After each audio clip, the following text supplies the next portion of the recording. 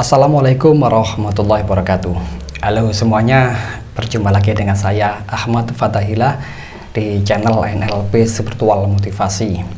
Dan pada video ini saya akan membahas mengenai bagaimana cara menumbuhkan rasa percaya diri pada anak remaja. Nah, ini kita bahas karena sangat penting.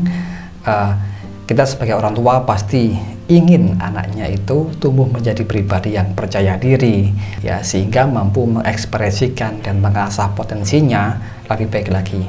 Dan nantinya kemungkinan besar di masa depan anak-anak yang percaya diri ketika remaja, maka nantinya akan lebih sukses, jauh lebih baik masa depannya daripada anak yang terbiasa minder sejak remaja, begitu. Nah, namun masalahnya adalah kita tidak tahu, sebagai orang tua kita banyak nggak tahu bagaimana sih caranya untuk menjadikan anak remaja yang minder itu menjadi lebih percaya diri atau lebih meyakini potensi dirinya sendiri. Maka ayo kita bahas.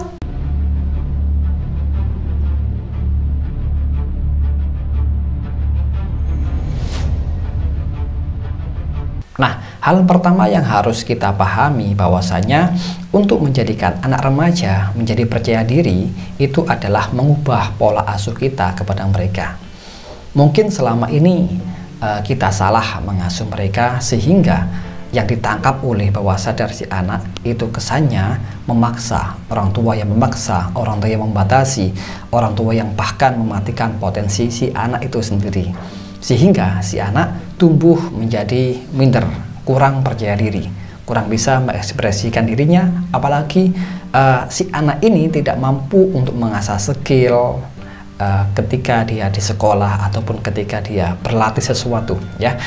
Nah, jadi hal pertama yang harus kita lakukan adalah untuk menjadikan anak percaya diri adalah harus mengubah pola asuh kita terhadap si anak.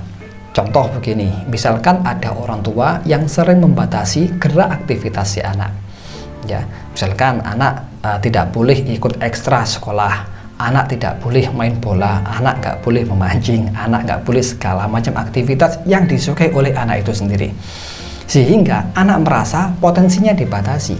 Hal ini menjadi salah satu faktor kenapa anak menjadi minder, begitu. Kenapa? Karena ya potensi si anak itu merasa dibatasi oleh orang tuanya sendiri. Maka ini termasuk salah satu pola asuh yang kurang tepat dengan psikis si anak sendiri. Nah, caranya bagaimana supaya anak itu bisa menjadi percaya diri? Ya mudah, kita tinggal membebaskan si anak. Mau melakukan apa? Boleh. Selama itu aktivitas yang baik, aktivitas yang positif dan tidak menimbulkan bahaya, boleh-boleh saja.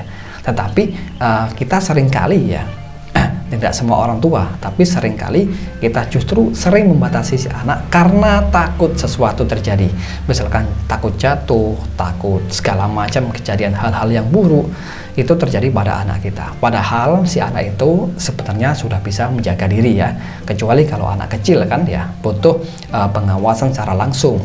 Kalau anak sudah remaja maka dia butuh dibebaskan.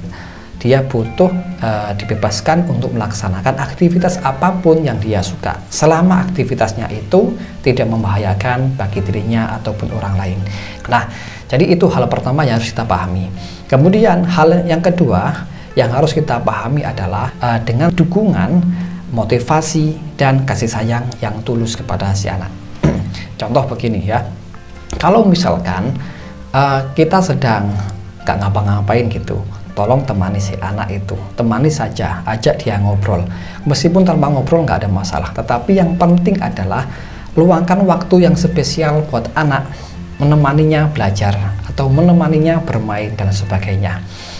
Apalagi kalau mengajaknya mengobrol, mengajak diskusi. Nah, mengajak diskusi ini sangat bagus sekali untuk menumbuhkan rasa percaya diri si anak, asalkan diskusinya juga sehat, jangan sampai menjadi debat.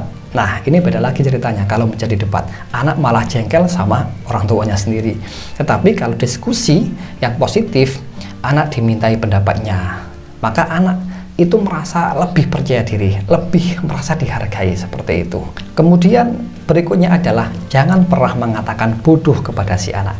Misalkan si anak itu mendapatkan nilai jelek di bidang bahasa Inggris.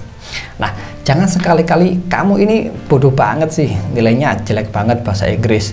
Jangan mengatakan bodoh kepada si anak. Kenapa? Karena anak itu adalah memiliki potensi di bidangnya masing-masing.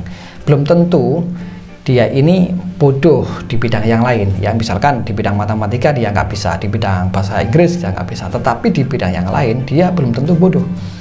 Bisa jadi di bidang yang lain justru dia sangat pintar. Ya, contoh kalau tadi nilai matematikanya jelek, bisa jadi di bidang olahraga dia bagus, di bidang seni dia bagus, ya, dan lain sebagainya. Maka yang perlu kita mengerti dari si anak adalah kita harus cari tahu apa potensi, bakat, dan skill si anak. Itu yang perlu kita hargai terus-menerus, kita tunjang. Bahkan kalau perlu kita berikan kebebasan untuk ikut serta kelas yang dia suka, ikut serta kegiatan ekstra yang dia suka untuk menumbuh kembangkan bakatnya itu. Meskipun di sisi lain ada materi pelajaran yang kalah, nilainya jelek, kita jangan menganggap dia bodoh. Dia hanya beda potensi, bukan di bidang mata pelajaran yang dia nggak bisa itu. Nah, hal ini akan menjadikan si anak lebih percaya diri dengan potensinya yang dihargai itu. Daripada kita mengatakan bodoh, lebih baik kita mengatakan sudah nggak apa-apa, kamu yang penting belajar saja, yang penting terus berlatih, nilai kamu nggak ada masalah meskipun jelek, no problem. Yang penting kamu tetap mengasah skill dan bakat kamu sehingga kamu prestasi di bidang itu, atau minimal kamu punya kebanggaan, punya keahlian itu. Nah, jadi dengan cara seperti ini anak jauh lebih percaya diri, anak lebih yakin dengan potensi dirinya. Meskipun banyak mata pelajaran yang dia nggak bisa, nggak ada masalah. Kemudian yang ketiga adalah kita harus sering-sering menyampaikan motivasi akan masa depannya. Contoh begini, nak, saya yakin kamu ini nanti kalau sudah dewasa pasti menjadi orang hebat, pasti kamu menjadi orang sukses, menjadi orang yang berhasil, menjadi orang yang baik, dan lain sebagainya. Nah, sering-seringlah kita memotivasi tentang masa depannya, sehingga anak ini menjadi lebih percaya diri ketika dia belajar, ketika dia ikut ekstra sekolah, dan lain sebagainya. Ya, jadi daripada orang tua yang mengatakan begini, kamu ini nanti mau jadi apa? Nah, gini aja nggak bisa. Nanti kamu ini nggak punya masa depan yang cerah. Memang sih nggak ada salahnya orang tua mengatakan itu, tujuannya baik supaya anak ini berbenah diri dan punya impian yang baik di masa depan. Tetapi kata-kata yang dia sampaikan itu justru menyakiti perasaan si anak, sehingga timbul masalah baru, yakni si anak minder dengan potensi dirinya. Gitu. Jadi alangkah baiknya kalau kita mengatakan yang lebih positif.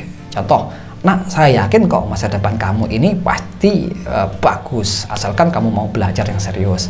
Nah, ayah yakin kok kamu ini pasti menjadi orang yang berhasil, menjadi orang sukses asalkan kamu terus mau berusaha meskipun saat ini nilai kamu jelek. Begitu, nggak ada masalah. Berikan sebuah motivasi dengan kata-kata yang bagus, kata-kata yang positif, yang bisa menggetarkan jiwa lebih positif juga, sehingga nanti dampaknya si anak lebih percaya diri, lebih meyakini potensi dirinya. Jadi pada kata-kata motivasi yang negatif, ya, kalimat motivasinya negatif meskipun tujuannya benar, tapi kalau kalimat motivasinya ini negatif, justru memunculkan perasaan minder, perasaan jengkel, perasaan marah, kecewa kepada orang tuanya sendiri. Dampaknya adalah anak itu kurang yakin dengan potensi dirinya. Nah, sekarang tips berikutnya adalah kalau si anak berhasil melakukan sesuatu, misalkan dia mendapatkan nilai bagus atau dia berhasil membenahi sepedanya sendiri, begitu ya. Pokoknya apapun keberhasilan kecil yang dia dapatkan, maka itu berikan prestasi, berikan sebuah pujian, berikan sebuah apresiasi ya, intinya itu dengan pujian-pujian yang tidak berlebihan. Misalkan gini, tuh kan kamu sebetulnya bisa melakukan itu ya. Nah, ini buktinya kamu dapat nilai yang bagus di matematika, seperti itu. Nah, pokoknya berikan kata-kata pujian yang positif, tapi tidak berlebihan ya. Kalau berlebihan, nanti khawatirnya si anak malah menyombongkan diri. Tetapi cukup berikan motivasi positif atau pujian yang positif, sehingga anak itu lebih yakin dengan kemampuan dirinya ya. Tuh kan, kamu ini sebetulnya bisa loh mengerjakan matematika. Buktinya nilai kamu ada yang 80, meskipun nilai yang lain itu jelek, gak ada masalah. Tetapi ini buktinya kamu sudah bisa mencapai nilai yang bagus. Itu artinya kamu ini sebenarnya hebat. Ini artinya kamu sebenarnya pandai, cuma kamu belum terbiasa saja. Nah, kalimat seperti ini sangat memotivasi si anak, sehingga si anak akan lebih percaya kepada kemampuannya sendiri. Gitu. Daripada kata-kata seperti ini. Kamu ini dapat nilai bagus cuma sekali, nilai yang lain jeblok semua. Nah, ini anak marah, kecewa, bahkan timbul rasa pesimis dengan kemampuan dirinya sendiri. Nah, kemudian yang terakhir adalah ini yang sangat penting juga untuk menumbuhkan rasa percaya diri si anak. Jangan pernah membandingkan anak dengan siapapun, dengan saudaranya, dengan anak teman, dan lain sebagainya. Jangan pernah sekali-kali membandingkan. Kenapa? Karena si anak itu punya potensi di bidang yang masing-masing. Contoh begini ya, kalau membandingkan ya. Lihat tuh teman kamu rajin sholat. Lihat tuh teman kamu itu rajin membantu orang tuanya. Kamu ini apa? Anak nggak tahu diri, nggak pernah membantu orang tua, dan lain sebagainya. Ya, dibanding-bandingkan seperti itu memang tujuannya baik, supaya anak itu mau menjadi lebih baik lagi, kan begitu. Mau menjadi anak yang lebih tahu diri, kan begitu. Tujuannya sih baik, nggak ada masalah dengan tujuan. Tetapi caranya untuk mencapai ke sana itu yang harus dikoreksi, harus diubah dengan pola yang lebih baik. Gitu. Jadi kita nggak perlu membandingkan. Kenapa? Karena si anak itu kalau dibandingkan justru dia akan merasa disepelekan. Ya, keberadaannya disepelekan, kemampuannya disepelekan, sehingga justru yang muncul ya rasa minder. Saya ini nggak bisa ngapa-ngapain, buktinya saya kalah dengan si dia, saya kalah dengan dia, saya kalah dengan si A, si B, dan seterusnya. Begitu. Akhirnya minder, dan minder, ya justru potensinya nggak bisa terasah dengan baik.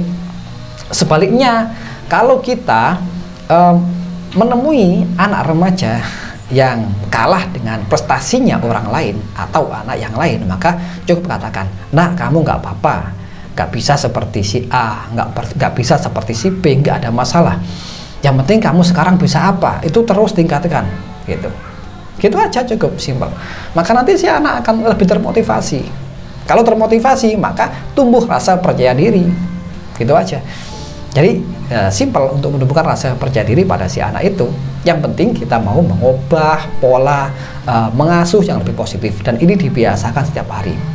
Oke, clear ya. Jadi itu aja. Sebetulnya masih ada beberapa sih yang harus saya sampaikan, tapi mungkin nanti insya Allah akan saya sampaikan lebih lengkap di buku ya. Insya Allah nanti akan saya menerbitkan buku yang judulnya itu Asyiknya Belajar NLP. Nah, di situ ada banyak lagi tips untuk memotivasi anak, tips untuk menterapi diri sendiri, tips untuk mengubah kebiasaan buruk, dan lain sebagainya. Nah, silakan nanti dibaca lebih lengkap. Tetapi buku ini masih segera hadir ya. Sekarang masih tahap penulisan, masih belum selesai ya. Oke, cukup sekian. Saya akhiri. Wassalamualaikum warahmatullahi wabarakatuh.